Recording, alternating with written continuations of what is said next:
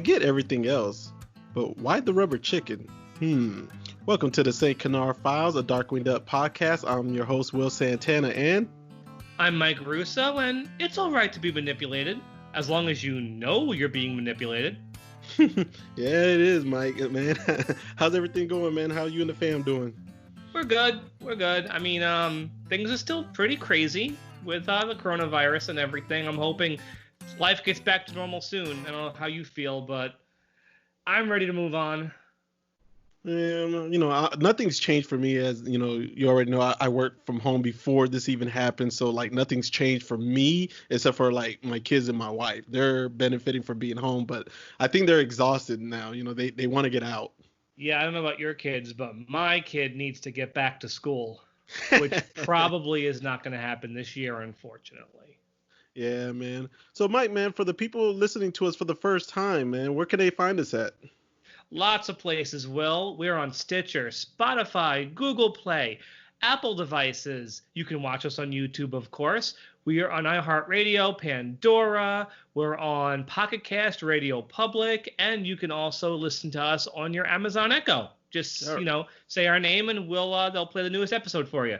All right. That's kind of cool. We're in a lot of places. And Mike, I have a shout out today. It's a special one. It's one of our close friends, one of our close followers. His name is Owen. I should have asked him how to pronounce his last name. So Owen, I apologize. I don't even want to screw it up on this time, man. But I want to give Owen a shout out because he's actually taken over our Twitter account. He created it for us and he's going to run it. That's fantastic. Finally. Yeah, so we're now on Twitter, we're on Instagram, we're on Facebook, and everything else Mike already named. Yep. I am sure now that we're on Twitter, Tim Partridge is going to be very happy. Oh yeah. He's been asking us for months to get on Twitter. So here we are, we're on Twitter now. Yeah, man. Shout out to Tim and Owen because they're both Liquidator fans and they both wanted to co-host with us on the Liquidator episode. But Tim beat Owen to the punch, so we'll see Tim before Owen gets on here. Mm-hmm. Yeah, man. But real quick, Mike, man, before we get into our episode, for the past 2 weeks, as of this recording, what's today's date? I don't even know today's date, Mike. April 5th. April 5th. As of April 5th, the past 2 weekends, we've been hosting Skype chats with some of our followers on Facebook. And, we've been talking Darkwing, talking some new DuckTales, people showing off their collections. You get proud, in some moments. Sometimes you get jealous when you see other people's stuff. Sometimes you learn things you didn't expect to learn. Yeah, and it's kind of cool seeing what some other people collect, man. It's really, interesting and having these conversations with these people, man. Mm-hmm. It's just nice to talk shop about Darkwing. Yeah, we just need a break. Everybody's stuck in the house and, you need a break from your family. It's a chance to meet new people. And it seems so far in our Skype chats, everybody's on the East Coast. So that's kind of cool, too. But, it would be kind of cool to get some West Coast folks up in there. Yeah, so anybody who's listening who might be interested in doing this with us, let us know, Message us or just tell us on the Facebook group you want to be a part of it, and we'll get you in there. Yeah, we'll definitely get you in there, man. No problem at all. All right, so Mike, we're back to Saturday morning, ain't that right? Yeah, we are. I feel like we get back to Saturday morning pretty frequently these days. I love it, to be honest with you, man. Yeah, I love talking about these episodes, especially today's. Yeah, today is one of those underrated, not talked about episodes to me, man. This is a really good episode. There's one thing I don't like about it, but other than that, I love this episode. Yes, this one's one of my favorites. It's a lot of fun. It's called Calm a Chameleon. Yeah. And really quick, Will, where did that title come from? What was his name from the 80s? Boy George? Yeah, Culture Club. The song was called Karma Chameleon. Karma, karma, karma, karma, karma, chameleon. And that's this, Calm a Chameleon. It's a play on words of that song. Yeah, I didn't know that until I was much older. I did not get that as a kid. I didn't get it either. I didn't know he was saying karma until like maybe mid 90s. And I saw it like one of the VH1 pop-up videos. Mm-hmm. And I was like, whoa, he was saying karma the whole time. I thought he was just saying come a chameleon, Me too. But now when I hear the song, I always think of this episode. Yeah, man. Last thing before we get into the episode, I don't know if you watched the show called The Goldbergs. Well, they did an episode where the middle child Barry, he did he dressed up at school as Boy George from that video, and it's hilarious. And everybody's like, "What are you doing?" He's like, "I'm being Boy George." They were like, "The song is cool, but his style's not," you know? Yeah, actually, we've been watching that show for years. We keep up with it every Wednesday. It's a really enjoyable show. Yeah, man. I just started on it like a couple of months ago, man. I'm hooked right now. I'm hooked. Yeah, it's fun. I do enjoy it. All right, so Mike, man, let's get into this episode. Camille Chameleon. Mm-hmm. And what's our production air date order? Okay, so Saturday, of course. Saturday, October 26th, 1991, and 27th in production order. That's not in the middle, but like between the beginning and the middle of the pack. Yeah, absolutely. It's just late enough in production that it doesn't seem like such an early episode. Mm-hmm. And our story editor for this one is Carter Crocker. He's come up before. Yeah, we get him a lot. And our writer is Dean Steffen, and we mentioned him only once before. He wrote Double Darkwings, and we're going to mention him again because he co-wrote Bad Tidings. Honestly, 2 episodes I'm not that fond of, but this one's his only other Darkwing episode, but this one is really good. Yeah, this is the good one. Definitely. From a writing standpoint, there's only one thing I don't like about it, but I'll talk about it when we get to that point. Mm-hmm. But it's a strong one. Part of the reason why it's so strong, it's one of those episodes that's definitely part of the top tier Disney Japan studios. This one went to Tama. Okay. The other episodes we've talked about that went to Tama were Darkly Dawns the Duck Part 2, Negaduck, and Can't Buy You Love. So this is one of those top tier animation episodes from Disney Japan. And of course, I'll talk about their episodes when we get there too. Their animation, when we get there. The animation just works for this episode quite a bit because we have a shape-shifting villain today. Oh yeah. And Japan's animation really helps. Mm-hmm. It gives this episode a very loony edge that it really helps it succeed. So that said, let's start talking about our plot, and pretty much let's start talking about our villain because she's the first character we meet. Yeah, we start off right out the bat with Camille. She's opening a safe. So, Mike, who's she voiced by? She's voiced by Jennifer Darling.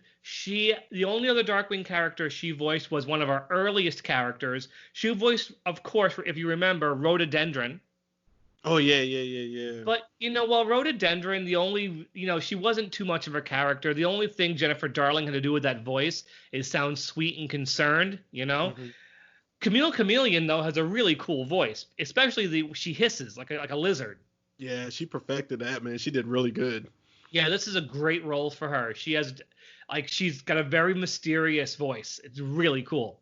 Mm-hmm. And her voice, of course, is her dead giveaway when she transforms into other characters. Yeah, man. So Mike, going back to the plot, man, mm-hmm.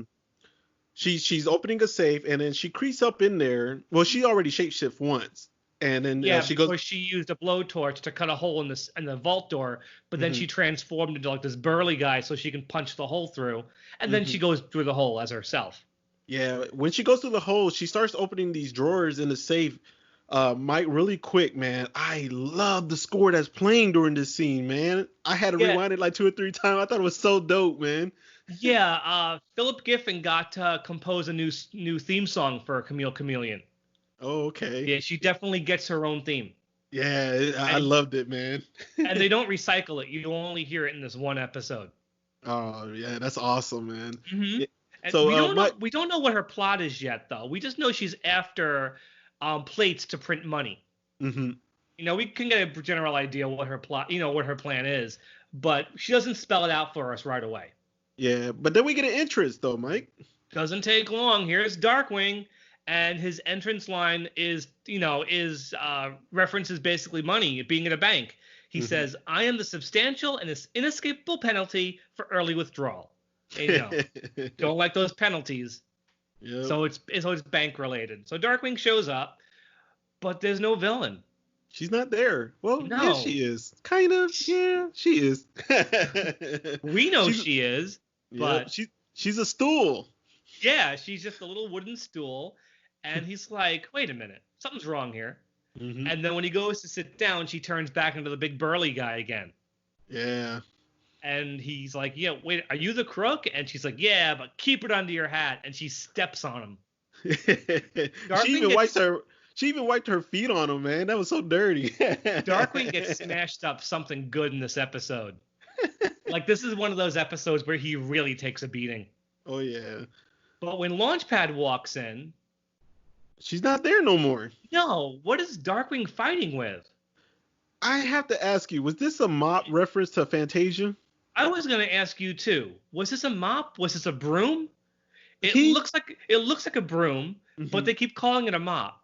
Yeah, and then like when she started walking, it kind of did look a little bit like the mops from Fantasia. That's why I thought it was a broom, because in Fantasia it's a broom, but they keep talking about it like it's a mop. Yeah. And that's when Darkwing realizes he has a shapeshifter on his hands. She leaves the vault, they take off after her, and all they see on the street is a little girl licking a lollipop. That late at night, right, Mike? yeah. And he doesn't recognize it's her because she hisses, but he's not quite aware, that that's a giveaway yet. Yeah. But he calls a cab, and I don't know if you noticed, the cab driver is the exact same one from Slaves to Fashion. Oh no, I didn't catch that. It's the same one, and I guess they use the exact same model because just like that episode, he still looks like a zombie. Oh, okay. It's really quick. You can barely catch it. She gets into the cab, they drive away, and then Darkwing sees her in the back window waving at him. Yeah, she's Camille now. He realizes he's been fooled. Yeah. And then we get a cutscene though, Mike, and this is kind of where like there's like a subplot going on here. This is the one part of the episode I think the writing kind of fails a bit because the subplot we get is actually really interesting. It's a Honker subplot. We really haven't gotten Honker in a while, have we? No, we haven't. So it's a Honker subplot, and he's been strung up the flagpole at school by the bullies. And, he feels ashamed of himself. He's got low self-esteem, and he just feels like garbage. You feel really bad for Honker. And Gosling is put in a really weird position of trying to defend him, but she knows he's a wimp. And she tries to come up with like a positive thing to tell him. All she can come up with is that he's subdued. Yeah. And that's not an adjective you want to call someone. That's not reassuring. So he leaves the scene feeling terrible. And he's like a nerd cake, but any other name is still a wimp. And all Gosling can say is, "Oh, the poor wimp." And this is the making of a great B plot because it gets to a part of Honker that we really haven't touched on yet, his low self-esteem. We're going to see a lot more of that coming up in future episodes. Yeah. But this is the first time they really touch on it. But what my problem is with this B plot, it doesn't really mesh well with our A plot. It doesn't flow with it, but it pays off, though, eventually. It does definitely pays off at the end, but there are times we cut away from the main Darkwing plot, and I feel like nothing is quite hooking up all that well. I feel like this thing with Honker could have been its own episode, But there are some fun parts of this, I'll admit. Yeah. But we'll get back to Gosling and Honker in a little bit. We check back on our villain. Yep. She's having a problem with the plates. Yeah, she's in her secret lair in like the side of like a rocky mountain. It kind of reminds me of Pride Rock. She's having trouble. She's printing money. Obviously, she's using these plates to print money, but the ink keeps running. Yeah, it ran really quick. Yeah, the ink runs right off the paper. So she's gonna find better ink. Basically, is her next goal. And really cool scene transition. She throws the bottle of ink at the screen. And the ink covers the screen, and when it drips away, it's the next scene. Yep. And the shot of her throwing the ink, they actually put in the ABC version of the theme, which is cool. Yeah, that's so dope.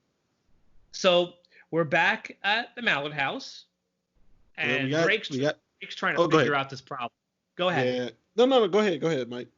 Yeah, Drake is trying to figure out what to do about this situation, how to stop this villain. He trips on a barbell and crashes into the wall. Because Gosling's trying to, toughen up Honker, to get him, give him more self-esteem. Yep. But what's going on with Drake? He's not really into it. His mind is preoccupied, right? Yeah, he's trying to figure out this whole villain thing and the shape shifting. And she's begging him. She's grabbing his shirt and she's begging him to help Honker. And she finally gets him to do it by playing on his ego. And that's when Drake says, "It's all right to be manipulated. as long as you know you're being manipulated. The line I used at the beginning of the episode. Yeah. So he decides, since Honker is not assertive at all, he cannot say no to anybody. Do you remember the name of his assertiveness training course? The Darkwing assertiveness training course book, right? Yeah, he pulls it out of the closet, and you see all these boxes full of books. I bet he hasn't sold a single one. Because that would be so true, right? Yeah, you know what? I didn't even think of that until you just said that he hasn't sold any of them because there was so many in the closet, you know? In a future episode that we find out Gizmoduck has a best-selling book. And, he gives the book to Honker, tells him he has to be more assertive, and then sends Honker on his way. Yep. But then Launchpad walks in. Mm-hmm. Launchpad walks in. There's been a robbery at Inc. Incorporated. Inc. So this is actually a cool little bit of a staging here. Drake and Launchpad hop in the easy chairs. The easy chairs spin, but then they spin back around and it's Darkwing sitting in the chair. Mm-hmm. No Launchpad. No, Launchpad's gone, and he says, "A Darkwing Duck assertiveness training course. Live it, learn it, love it," or something like that. He says it's really cool how he comes back dressed as Darkwing. Oh yeah, you got to promote it. Mm-hmm. So now we get this very long chase sequence. Oh yeah. Yeah, and oh man, the Thunderquack takes such a beating in this episode. Thunderquack, the rat catcher. I'm sorry. Yeah, because basically, like they walk up to Inc., and as soon as they pull up to the door, an old man walks out. Right. But it's not an old man. No, it's Camille. Yeah, DW realizes quick too because of the hissing. So she changes into a bicyclist, jumps on a bicycle, and takes off. Yeah, she leads them into a one-way tunnel. Well, first she leads them into traffic. Oh yeah, that's right. They jumped over all the vehicles. Yeah, they bounce off the top of the vehicles until they hit a convertible. And then she leads them into a tunnel, a one-way tunnel. Mm-hmm. And, of course, they get hit by a truck. Yeah, oh, man, the rat catcher got destroyed, man. Oh, the rat catcher's in terrible shape. Darkwing gets off it and he taps it. He goes, "The old rat catcher's going to need a tune-up." And then the whole thing falls apart. Okay. And then we get your mountain again. Yeah, so they've tracked her to her mountain lair. And Launchpad wanders off to find a different entrance. Mm-hmm. And then Launchpad wanders back in. Is it Launchpad? Nope, it's Camille. She's hissing. No, but Darkwing hasn't caught on. Well, he caught on a little bit. Well, he hears her hiss, but doesn't think twice about it. He just thinks Launchpad has a sore throat. Mm-hmm. How else can you tell it's Camille when she changes into different characters? The yellow eyes. Yeah, with the blue lines underneath the eyes too. So you can definitely tell it's her. Yeah. And so Camille disguises Launchpad and Darkwing get into her hideout where Darkwing sees the real Launchpad tied up. And here's a scene that was actually cut out of the episode really early on in its lifetime. Darkwing turns around and Camille has a gun in his face, an actual pistol. Now, this aired on ABC uncut like this, but by the time it moved on to the Disney Afternoon, this scene was gone. And it was gone on Toon Disney, so thank goodness it's uncut on Disney+. It was actually the first time I've seen it in 25 years. Oh, wow. Yeah, so Camille has the pistol in his face and tells him to drop his weapon. It's just that one scene. This next scene was never edited. Thank goodness, because it's a really funny scene. Mm-hmm. So what is you tell us what Darkwing does, Will. Man, he drops everything. Bows and arrows, axes. It was everything in there. Yeah, all his weaponry, everything. A missile launcher, a chainsaw. This shot was actually in the ABC theme song, too. But what's the last thing he plops on top of the chainsaw? The rubber chicken. And Camille's like, "I understand everything else, but why the rubber chicken?" And he goes, gets a laugh at parties. It does. So what does Camille... Yeah, it's a great little scene. Darkwing has a good sense of humor. And what does she do to them? She ties them to the railroad track. Yeah, not very original. Effective, yes, but not very original, as Darkwing says. So now we finally find out Camille's origin. Yep. And this is one of my favorite Darkwing moments in this episode. She gets ready to tell her origin, and he goes, "Oh boy, this is it. How I became a villain story." Like this is the second time he said that, isn't it? He did it with Isis Vanderchill, didn't he? Yeah. Yeah. And so she tells her story. Do you remember what it was? She was a pretty girl that everybody was making fun of, and then she had like these chameleons, and then she like something with their help me out, Mike. She was studying biology. Everybody made fun of her, and she found a way to extract the essence, the transformation essence of a chameleon, and it gave her transformation powers. While we're talking about her story real quick, Mike, I've always wondered like why she was a duck, but she had a lizard tail, you know? Well, I guess it mutated her too. Okay. Because she's a duck, but she has this long neck. She always holds her arms at her sides like a lizard. She has this big lizard tail, and she doesn't quite walk. She shuffles her feet, and her hair makes it look like a lizard's spikes. It's a really cool design to go with that voice. She never did come back though, which was a shame. So she has him tied up. She doesn't stay to watch him get killed, of course, because villains never do that. I do like the staging. As she's talking about her origin, you see the train go past in the trestle in the background. Like, it's a really cool shot. So she leaves, and they have to figure out a way out of this. Yep. How does Darkwing how does he at least try to save them? He throws his hat at the latch for the railroad track to shift it. Yeah, and he says he learned it from his great-great-aunt, who happened to be a sideshow contortionist. I've said it before. I think all of Darkwing's stories are BS. I don't know about you. But he actually makes a mistake. He switches the train to the wrong track. Yeah, it's coming right at him now. And it's actually a cool shot looking right at the train as it switches tracks. Like, everything's animated, even the background. It's really cool. It's one of those things only Disney Japan could do. And they get hit by the train. Yeah, but they survive it though, Mike. Yeah, they're right on like the edge of the main engine. They don't actually get smashed. Yeah. Darkwing looks so upset though, like it's like kind of pathetic he screwed up. And you like the next scene. I love this shot, man. I love the shot when the train passes by Camille and she realizes that they survive. You can see the train just blowing past her, but her hair moving with the wind. Oh, man, and it holds for like 3 to 5 seconds. I love that shot, man. The physics in this shot are cool. The way the motion of the wind is pulling on her hair. It is very cool. And again, it's something I don't think other studios would even bother doing. Yeah. Because it gave her like a good 3 to 5 seconds, and she's plotting, letting them know that she's not done. No, next time they deal with her is gonna be the last time they deal with her, she says. Okay, so we gotta check back on with Honker and Goslin. And Honker's reading a book.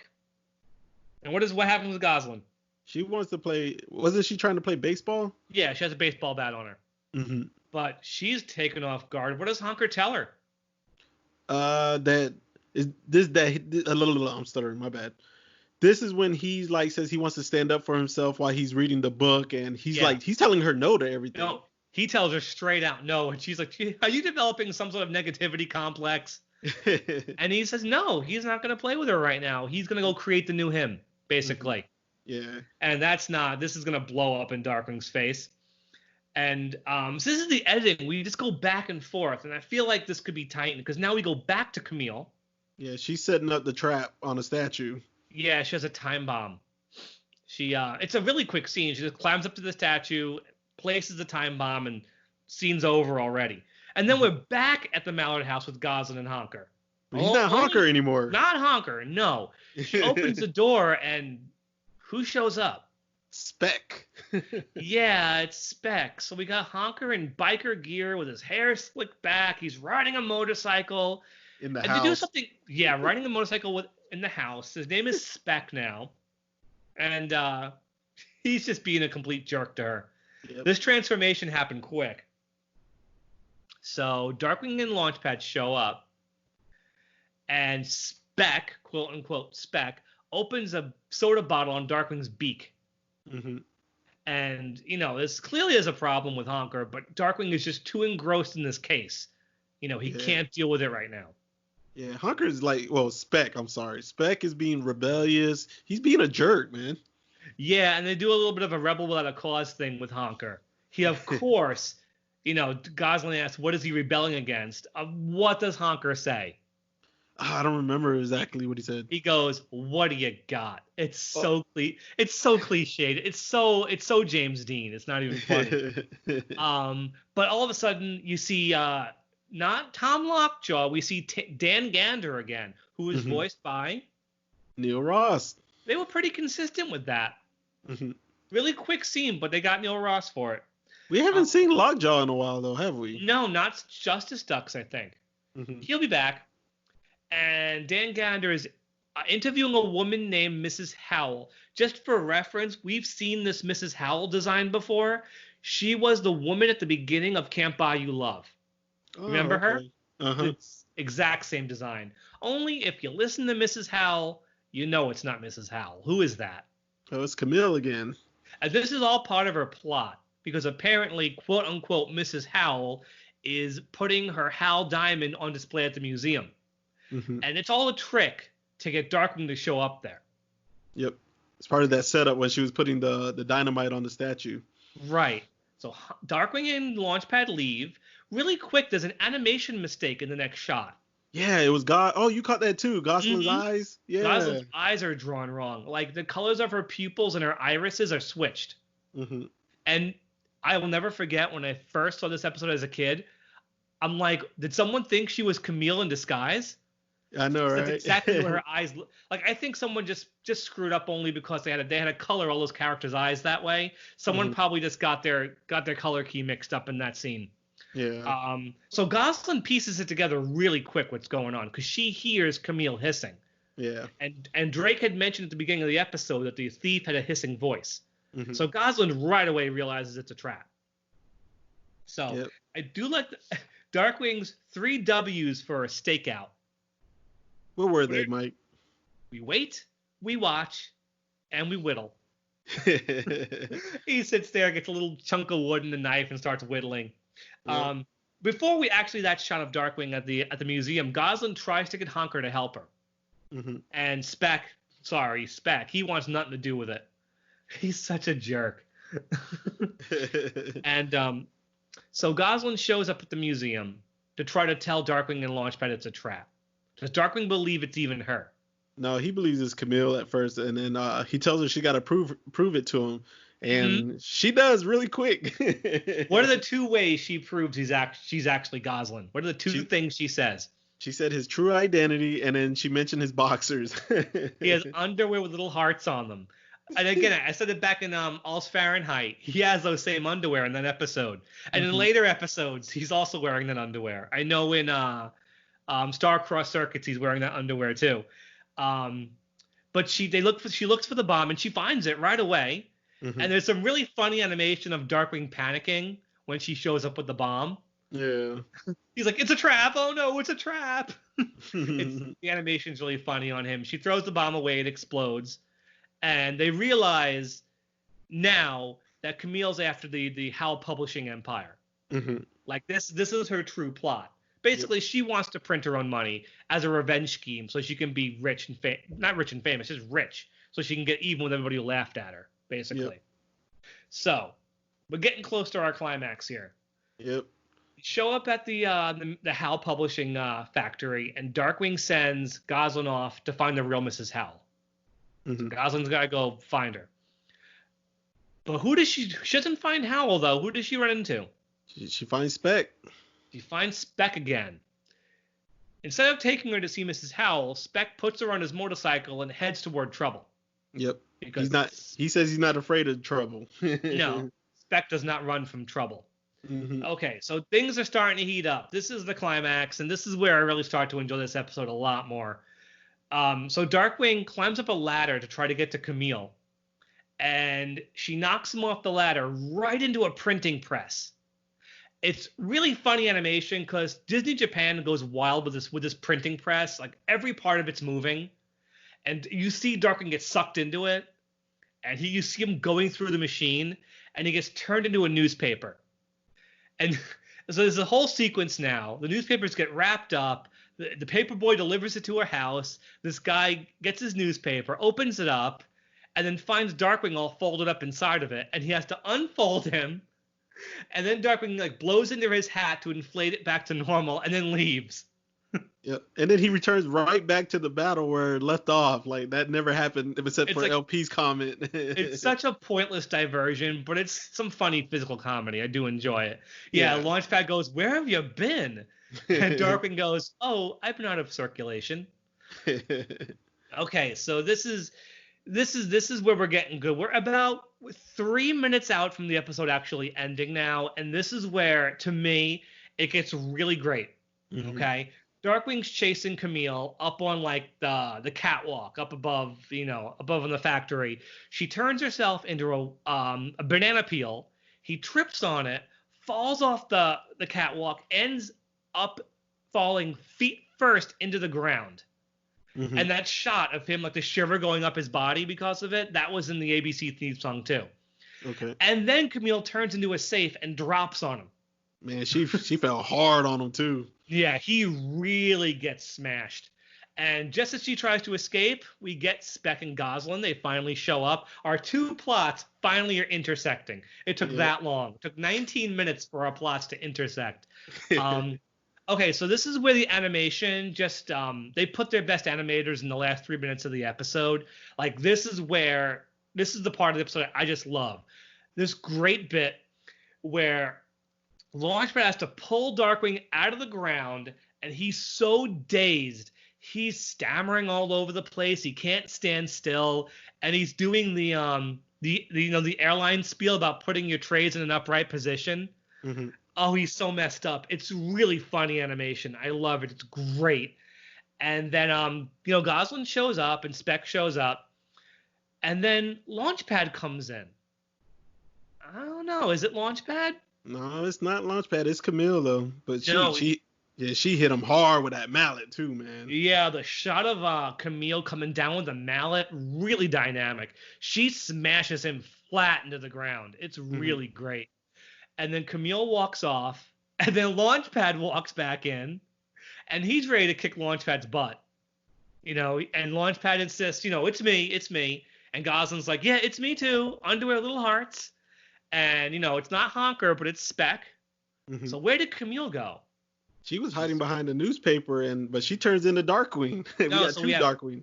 We have two Darkwings, and my favorite Launchpad moment, he grabs the mallet. He's like, one of them can't be you. And who does he hit? The real one. He hits the Darkwing goes, nice try, Launchpad. You get one more chance. So Goslin is like, come on, Honker, we have to stop her. But it isn't Honker, and it's not Speck. It's Camille again. Mm-hmm. But, the real Speck is like, I'll handle this, babe. Honker's all tough. And you know what? If this had been its own episode with Honker, I would love to have seen how Honker would have stood up to Tank. Mm-hmm. We don't get that, but it would have been cool. Yeah. But Camille turns into that big burly guy from the beginning of the episode. And she gets right in his face, and that's it, right? Mm-hmm. Honker loses his cool. He's got no pizzazz anymore. He loses his nerve completely. Yep. His brains come back, though. Yeah, so Camille picks up Honker, throws him in a dumpster, and then goes after Darkwing and Launchpad again. Grabs him right by the throats. Mm-hmm. So things are gonna hit the fan. Things are getting bad. And the final minute of the episode, best animation in the whole episode. I love whenever Disney Japan's animation gets to this level, because this is my favorite part of the episode. Goslin runs to Honker. What happens next? He's Honker again. He's Honker again. Yup. Mm-hmm. And what's Honker's plan? To turn up the heat. Turn up the heat because, as he says, since lizards are cold-blooded, the heat is going to speed up our metabolism. Mm-hmm.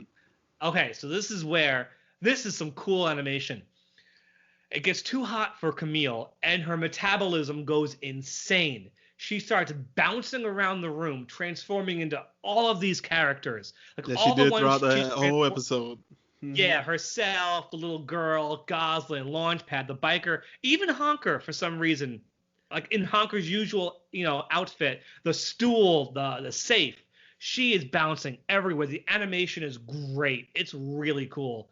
And finally, what happens to Camille? She turns into a lizard. Yep. She just shrinks down to a lizard. It's really funny. And so Darkwing grabs a lizard and tells the lizard it's going to spend the next 10 years in a maximum security terrarium. Mm-hmm. And so this run of dialogue from Jim that ends the episode is really great because he tells Honker, you have to be yourself and nobody else. And Gosling rightly points out, okay, this coming from a man in a cape and mask. and it ends with Darkwing trying to convince himself he isn't maladjusted. Yeah. Like everybody leaves and Darkwing's like, I have to do this for professional reasons. It's not like I'm maladjusted or anything. It can't be that, can it? Don't answer that. It's very funny, very Daffy Duck the way he's talking to himself as the episode ends. Mm-hmm. But it's great. This episode is so much fun.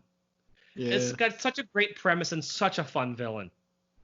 Yeah, it's one of those under the radar episodes, man. It really is. And I guess it's because it doesn't have, a reoccurring villain. She's really just a one-shot, that no one, if it starred like Megavolt or something and the situation was similar, everyone would talk about it. Yeah. But it doesn't. So it doesn't really get much love. And when it comes to one-shot female characters, everybody gravitates towards Splatter Phoenix, who did get to come back. This one I just really enjoy. The animation has a lot to do with it. I will say that. This is one of the better Disney Japan episodes. And the story's just fun. I just wish that the A and B plots, they gelled a bit more. I wish they hooked up. I wish they connected better, Yeah. So how many gas gun canisters are you going to give this episode, Mike? I'm going to give it 3.5. It's that underrated, in my opinion. Okay. It's really fun. And I feel like also because it wasn't a Disney Afternoon episode that hasn't been available on, DVD, people haven't seen as much of it. Yeah. And now that it's on Disney Plus, unedited for the first time in 25 years, you can see the whole thing. Okay. And it's great. 3.5. Fun episode. How about you? I'm going to give it a 4. And I'm going to explain a little more when we rate the villain. But it's a great episode to me from beginning to end, except for the very end. And I'll explain that a little bit too on her when I talk about her score. The animation is really good on this episode, as you said. They had 1 or 2 errors, but overall it's really good. It's fluid. The storyline, the only thing I felt that hurt it is, like you said, is I think it was the transitions, like you said, from going to the Honker subplot and then with Camille, because the Camille thing is flowing really good throughout. The Honker is good too, but it's not quite as good, Yeah, one thing I pointed out before, like I said, Honker takes the book and goes inside. We have this like 30-second scene with Camille, and then all of a sudden Honker's spec. Yeah. I feel like not enough time has passed. Mm-hmm. And, the animation's good, and I love Philip Giffen's score at that beginning, Mike. I loved it, man. Yeah, I thought it was so cool. Camille has a great theme. Mm-hmm. She does. All right, so how many gas gun canisters are you going to give Camille? I'm going to give her 3. Okay. I think she's just a strong villain who they can only really use once when you get down to it. But, she's fun. Great design. Jennifer Darling's voice is very sinister. I love what she does with that voice. And and like I said, Disney Japan has fun with the transformations. So the villain comes across very well compared to some other one-shots we've talked about lately. Isis Vanderchill. But I like her. I think she's a very fun villain. How about you? Okay, this is where I had a little problem now. I originally wanted to give her a 4. She is a strong villain, and she is giving Darkwing hissy fits. Like, he cannot defeat her. The whole episode, he's confused. He doesn't know if it's her. She's tearing his butt up with the safe, with the big bully that she turns into. She's tricking him as the little girl. She's a phenomenal villain, in my opinion. The only issue I had was the ending. She was still beating him up when they were at the Howe publishing place. Right. And she was beating him up, and then it took Honker a split of a second when he finally came back to being Honker with his brain to just turn up the heat, and that was it. She was defeated. I'd love to know how he would have defeated her if Honker wasn't in this episode. Mm-hmm. And that's the thing why I really like about this episode, because he was just struggling with her. He couldn't solve the problem. Yeah. And you kind of feel like she couldn't have came back. If Honker didn't use that ending, where he figured her out, I think she could have came back many more times, Well, she did come back in the Joe Books comics. Mm-hmm. And I'm not to spoil it, but it's a great scene. If you guys have not read those, please read them. They're great. But basically the storyline of this comic is that Darkwing's stuck in a maximum security prison with every villain he's ever fought. And Negaduck lets them all free to go hunt them down. And at one point, he runs into Camille Chameleon disguised as Launchpad. Mm-hmm. He knows it's her. He can tell. But she's trying to disguise her voice so she doesn't hit any S's. But Darkwing tricks her into using S's, and he realizes it's her. Mm-hmm. And the way he defeats her, he puts basically hot therapy patches on her. And the heat, basically melts her because, she can't deal with the heat. So that was really clever. I hope you get to – I know you haven't read that yet, but it's a really, really great story. That shows what he could have done if he ever did fight her again. Yeah. But, she could have come back, definitely. I guess it just didn't happen. Yeah, it didn't happen. I would have liked to see her come back again, but the problem is that Honker solving her – I think they shouldn't have mutated her to a lizard. They should have just had it to where she couldn't shapeshift anymore. I think that's how they could have brought her back, but because they brought her back to a lizard, they just weakened her so fast, just like that. Like everything she did this whole episode was gone, I guess she was always just destined to be a one-shot, Yeah, but I liked her. I wish I would have seen her again, in an episode. For what we got, though, this episode's so much fun. It's great. Mm-hmm. Yeah, it's a slept-on episode, but Mike, that's Camille Chameleon. What do we have next? All right. Well, happy Halloween, guys. Kinda, sorta. Our next episode is Ghoul of My Dreams, so we're going to say hi to Morgana again. But this time we actually are having a third host with us this time. Really? We have Jim Peterson, who wrote the episode. Oh, man, I can't wait. I can't wait to record this one. He was one of the three people who did write them. It was also Rob Humphreys and John Benke. But, we were able to get Jim. We learned lots of great information with Jim. And obviously, we've already recorded it. Great episode, guys. Do not sleep on this one. So look forward to that one. This is going to be a really fantastic episode for you guys. So Ghoul of My Dreams. Mm-hmm. And you guys are going to learn a bunch of stuff about the other characters. Archie, Morgana, Eek, and Squeak. And I will say no more. You catch us for that one next time. All right, so that's it for this episode, guys. I hope you all enjoyed Camille Chameleon. Check it out if you haven't seen it yet. I definitely think it's a slept-on episode. It is. So guys, we're signing out, and make sure stay dangerous. Have a good night. Stay dangerous. Good night, y'all.